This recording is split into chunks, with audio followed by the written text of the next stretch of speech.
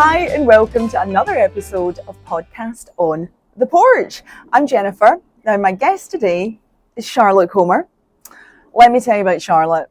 She is a model, an actress, a dancer, a voiceover artist, an actual artist now, a Pilates teacher, and a Buddhist.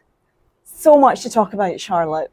First of all, thank you for coming out and joining me on the porch. An absolute pleasure, always. Thank you.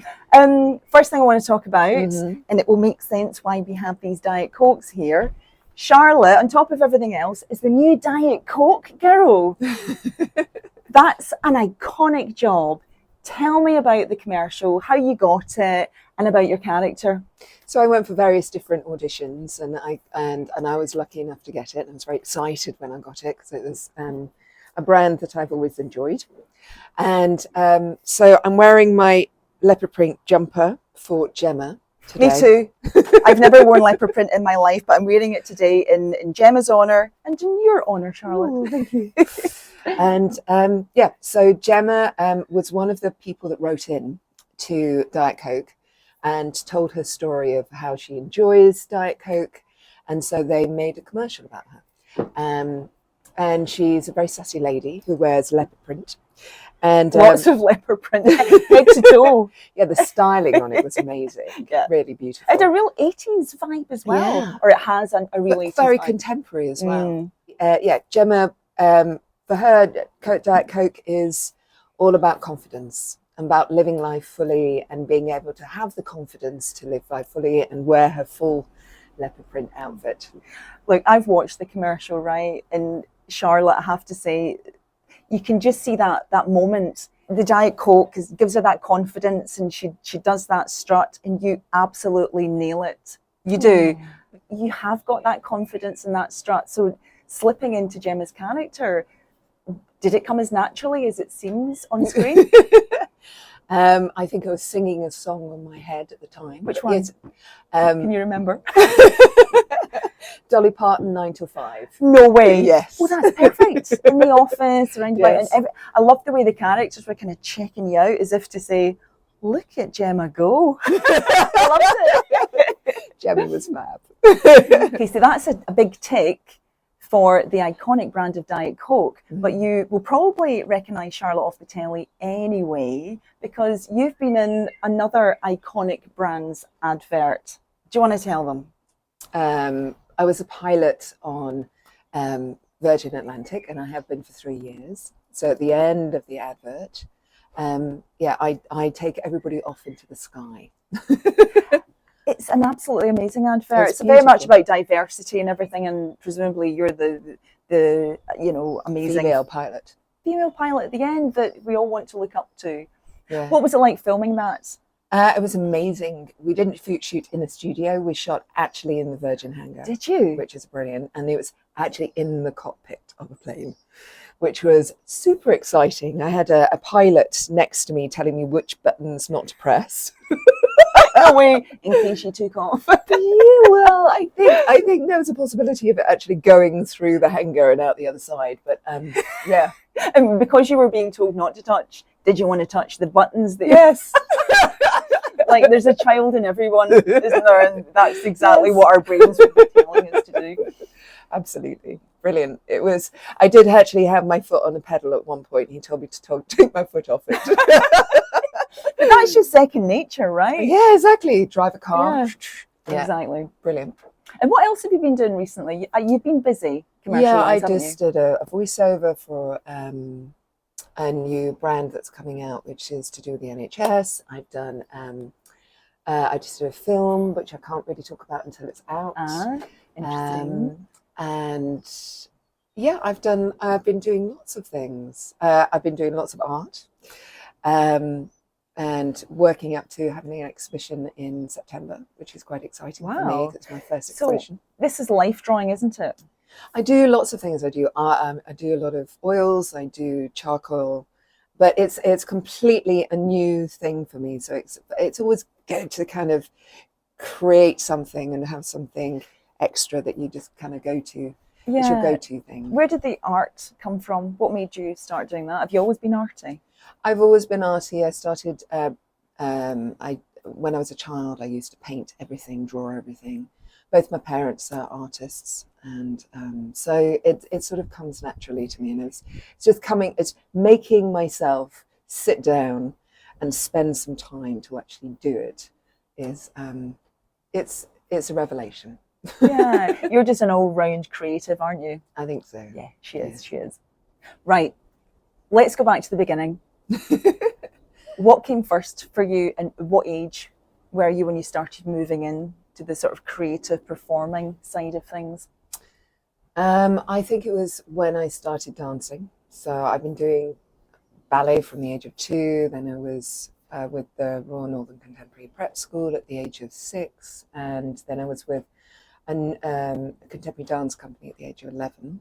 I moved swiftly into modelling, and I was taken on with model agency in Manchester. And I was also taken on with model agencies in London as well, but I was only 14. And my mum decided that I was not, wisely, that I was not old enough to go to live in London Good on my for own. Mum. Mum was right. Very right. But when I was old enough, I got taken on with Models One, which was an amazing lift to my career. What kind of modelling did you specialise in at that age? Is it commercial or editorial? It was a lot of editorial, a lot of photographic modelling. I did a lot of modelling for my hair. I bet you did. Do you know what? Just to diverse a little bit, I was once sitting in a doctor's surgery in Scotland, and I was flicking through a women's magazine, and there was a Silvercrane advert. Guess who was in it? And do you know what? It was so nice. It's always nice seeing you in adverts and stuff, Charlotte. But I must admit, I just thought that is so Charlotte. The red hair, hairspray made so much sense. Gorgeous. Yeah, I am a bit of a girl. I do like my lipstick and my hair, like you. That's why we're friends. So true. Yeah. So it was. So modelling was wonderful. I got to see many different places. Live in Switzerland and Germany and Australia and France and all over the place. And I had agencies in all the different places, but my home agency was Models One. Right. And when did the modelling become acting? How did you make that transition? Well, I decided to go to drama school. I spent 3 years at Drama Centre, and that was a revelation in itself, because I'd never done A-levels at school. I'd gone straight from O-levels into modelling. So I managed to get a degree, which was lovely. My mum was happy. And then coming straight out of acting, I got a small part on The Wyver Mysteries, which was wonderful. And then I got given a lead for a TV series which was shot in New Zealand. Wow. Which was huge. It was a big step. What was it called? It was called Dark Knight. Right. Yeah, and it's still being played in various different places around the world. Really? Yeah. After all these years? Yeah. Does it have a cult following? Is it? I think so. Yes, yes, I'd say it would be. Do you have a cult following off the back of it? I don't know. Okay, and what came next? So I came back to England. I had a huge part playing Berkshire, which is an amazing production, beautiful production. And then I met you. These are great memories you're bringing back, Charlotte. That's right. And then she came to our wedding. And that's a whole other conversation. So another thing that Charlotte does, and it's not just a sideline, is it? It's pretty much an alternate career that runs alongside your acting and modelling. Pilates teacher. How did you get into that? Well, I think it came from my dancing and my understanding of bodywork. And it's something that I've done throughout my career as an actor and as a model. I'm very interested in people, mm-hmm. in the stories that they have, and also how people move and why they move the way they do. So for me, it seemed natural to learn to teach and understand the body from an anatomical level. And I really enjoy it. And it works really well alongside my acting. My clients enjoy my stories about acting. Very too. And it's a really great way for me to just come down to earth a little bit and give back. It gives me something to give back to from all the things that I know. So yes, you're a qualified Pilates teacher and you're very good at teaching it. How much time do you spend working on yourself as a Pilates teacher? Well, it's something that I do alongside, so it's something I do every day. You do? Yeah, a little bit every day, definitely. And I do it every day for me, for my maintenance. I like that. My maintenance. I like that. So it's I think it's really important to have like your scheduled maintenance, especially as we get older. Yes. Yeah, but it's important. And so a little bit of Pilates is good. A little bit of voice work is always great. And and my art as well goes along with that too. There's a little bit of me time. It's where I delve into myself and have a little bit of peace as I draw. So it's great to have a sort of like a little bit of creativity that you can have, that you can delve into for everybody, I think. So this moves really nicely onto another one of Charlotte's amazing layers. Charlotte's a Buddhist. Tell me about that. How did you get into Buddhism? So I was doing a course, and a lady walked into the course and she had this wonderful sense of joy about her. And I thought, I'd like to find out more about this person. And she said that she was a Buddhist. So I started researching all different types of Buddhism, and someone recommended that I go to this particular type of Buddhism, which is Nichiren Buddhism, and a Japanese Buddhist section. And I went to a meeting, really enjoyed it, and it felt like me. It felt you really connected with it. Very connected to it, yeah. And it gave me a lot of peace. At the time, my father had just passed away, and I felt a lot of anxiety. And just chanting, very simple chanting, gave me a lot of peace and helped me through that to the other side of of being able to talk to people about it. Yeah.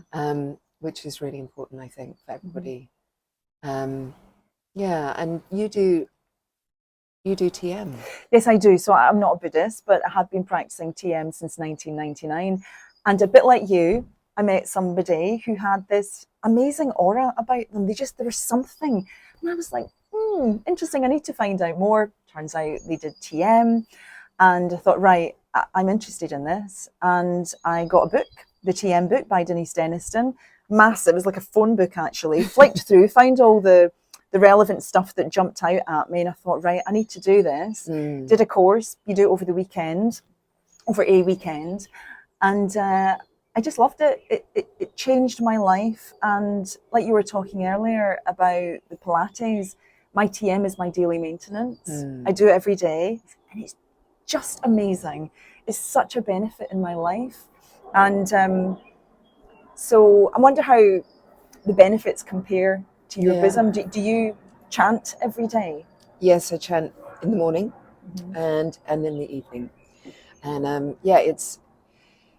I can say that it's changed my life. Yeah. Completely. It means that I have more focus. I feel that I can do more in my life than I had to. So my layers get deeper.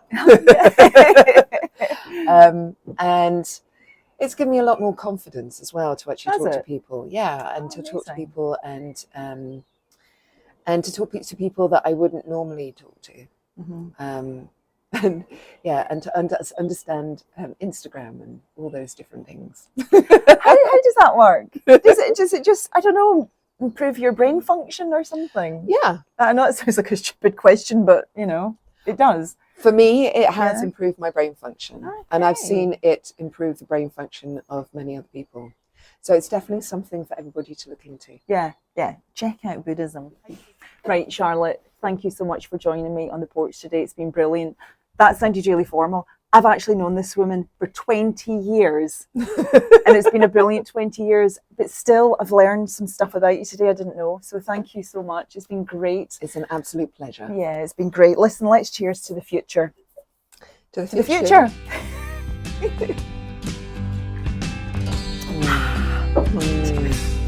Mm.